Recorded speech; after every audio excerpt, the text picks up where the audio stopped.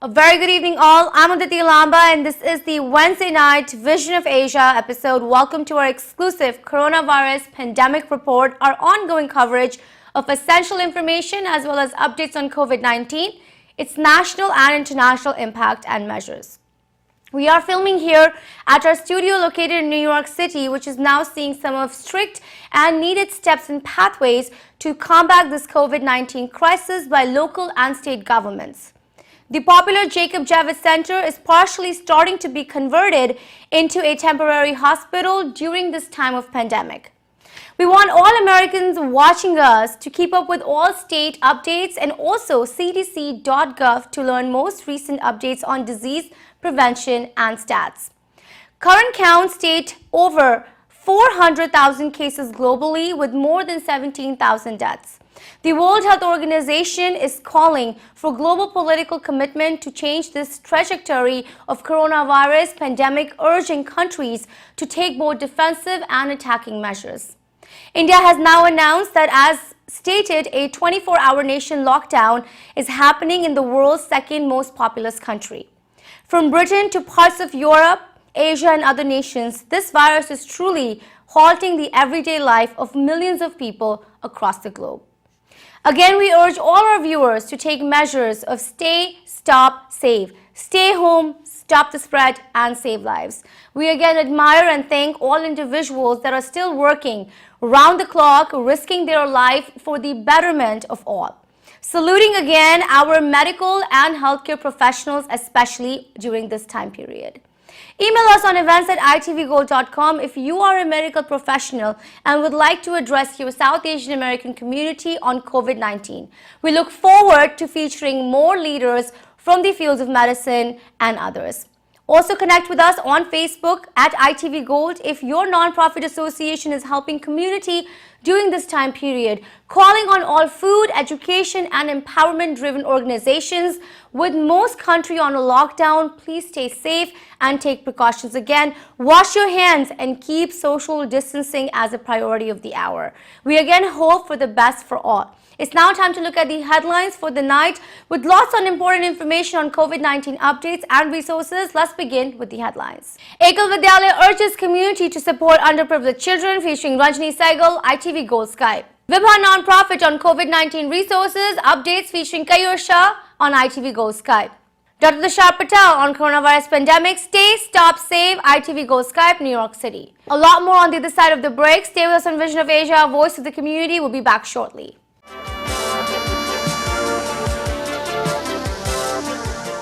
Welcome back. I'm Vidyalaya and this is Vision of Asia Coronavirus Pandemic 2020 edition.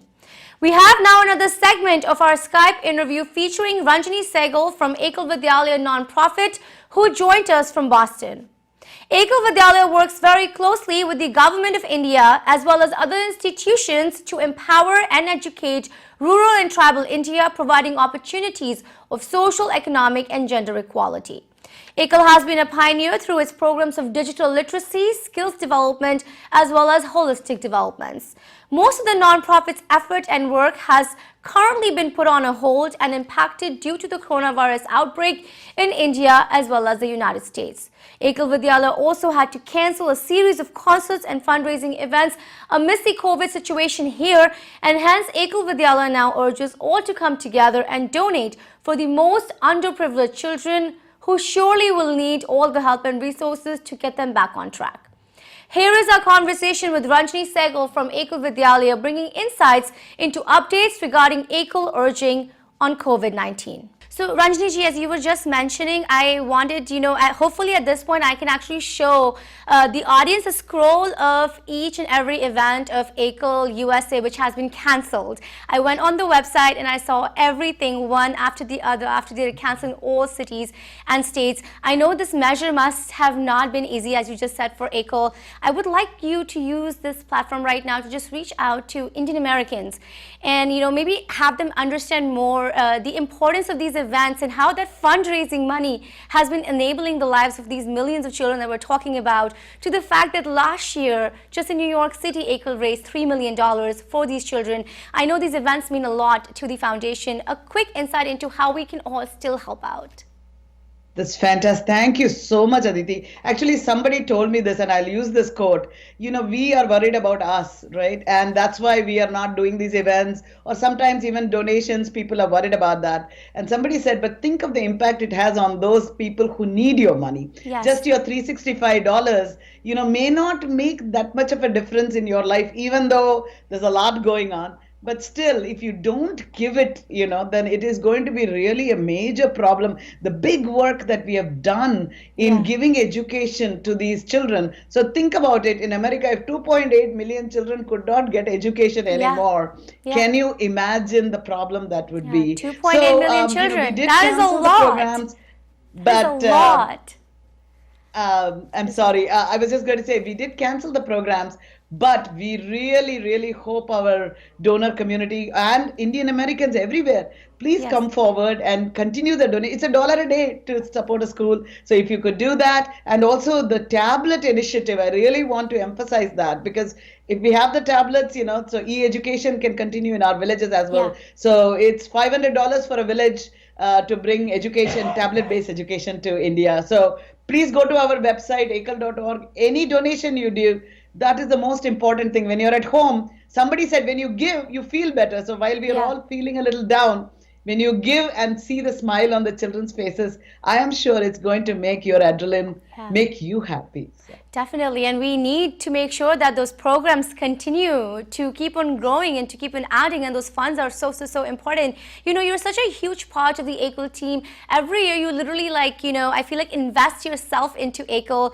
What are your particular concerns right now, your own personal concerns, as someone who's so attached to the charity, as someone who's also a community leader, a South Asian woman? I would love to just kind of get to know that part as well.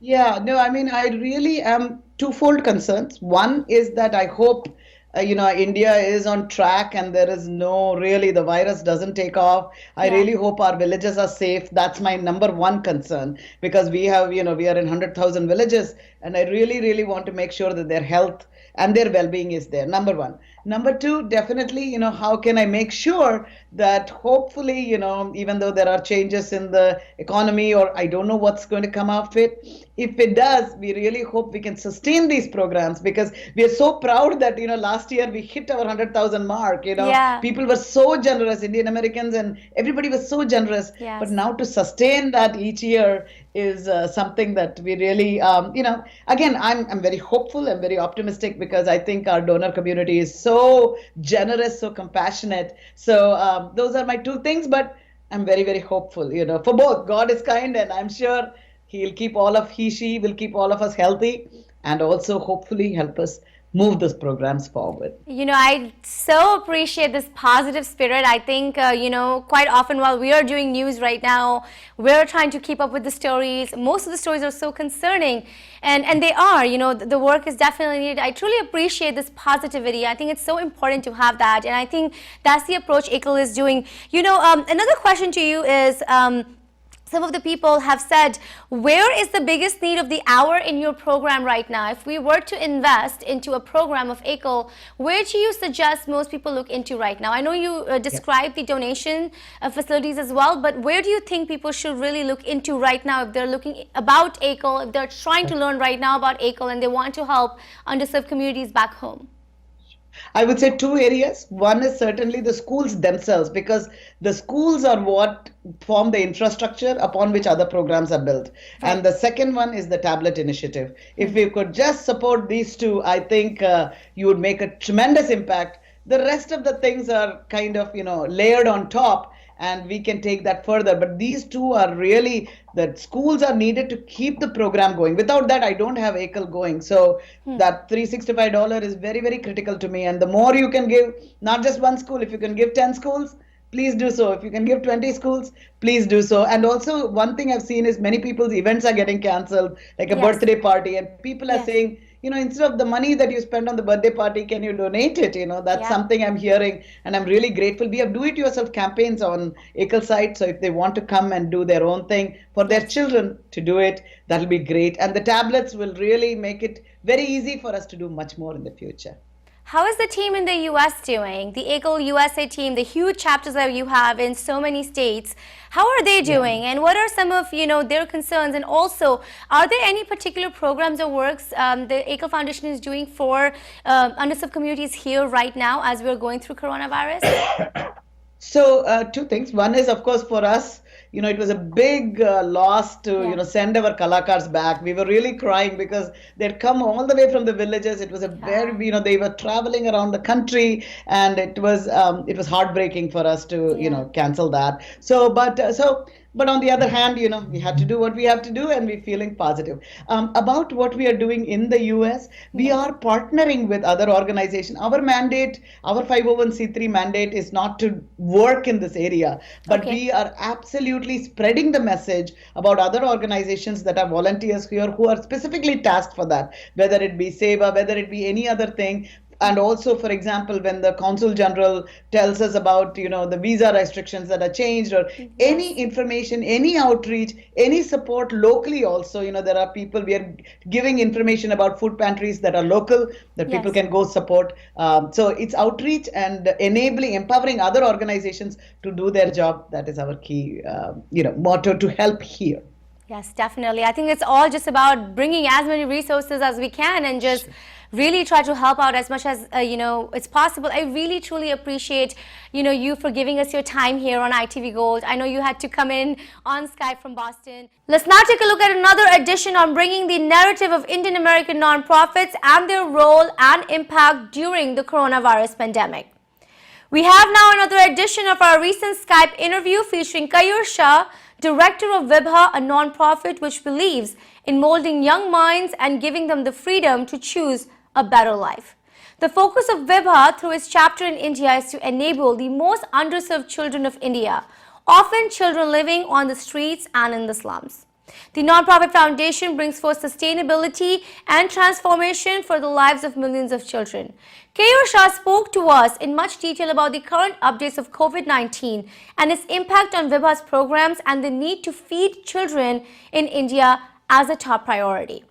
Vibha is urging all its supporters to donate and help the nonprofit, catering to the ones in need here and in India. Here is our interview with Vibha Director Keyur Shah on COVID-19 impact and measures for Indian nonprofits.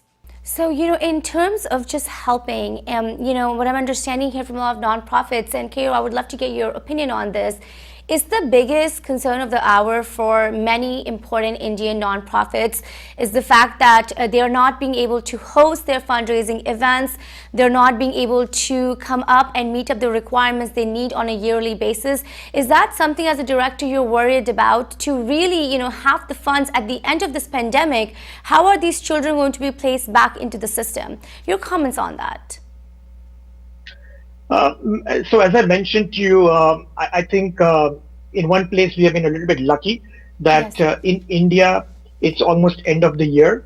So the more affected students are the one giving their 10th grade or 12th grade exams because they have like that board system and all that.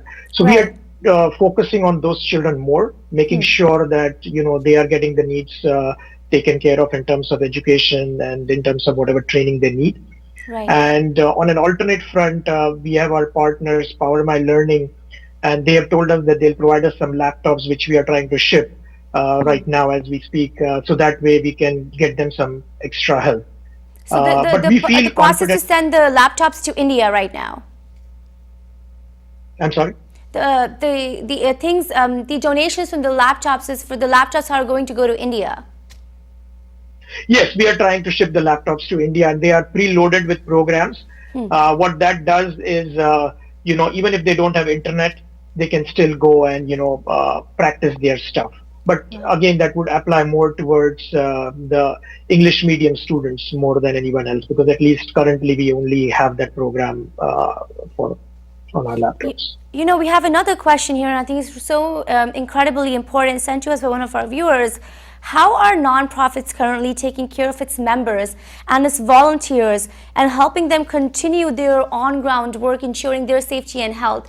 Have your on-ground volunteers faced a lot of difficulties in order to provide services themselves because of what's happening? Yeah, I mean, like US and India also, we have a little bit difficulty in getting masks and sanitizers and all that. Right. But we have been quite proactive and we have secured the requirements for our staff.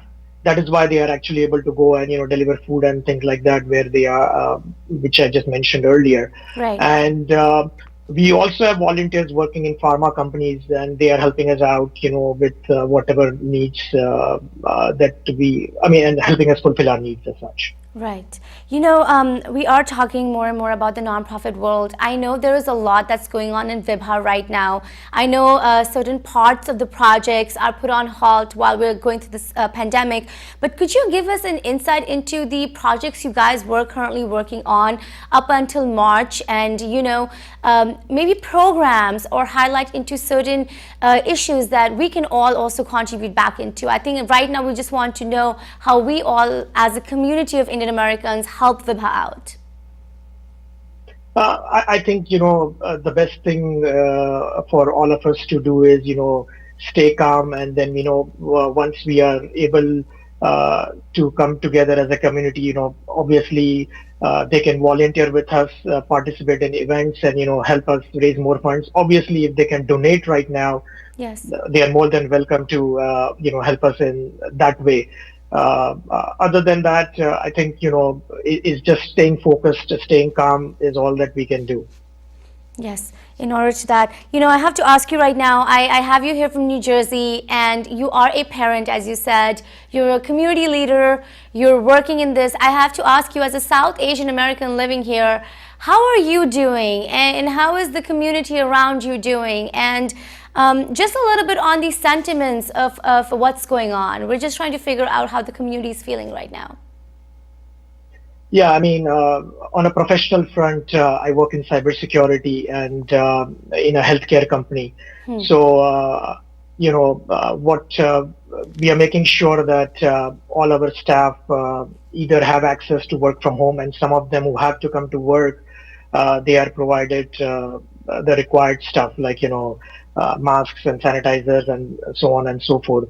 So we are just trying to be as safe as possible, and do our best in the present circumstances to stay calm and just come together as a community.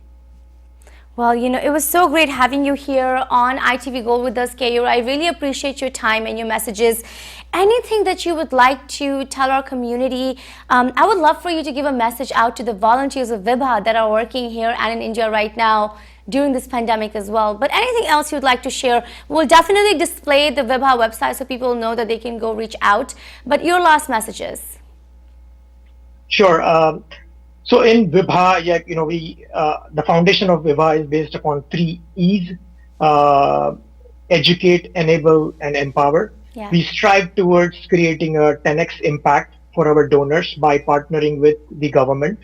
And we would just like to thank our media partners like ITV, who help us spread this message, and all our volunteers who come together even in these trying times to make a difference. Thank you so much for having me on. It's time for another short break. Stay with us on Vision of Asia, Voice of the Community. We'll be back shortly.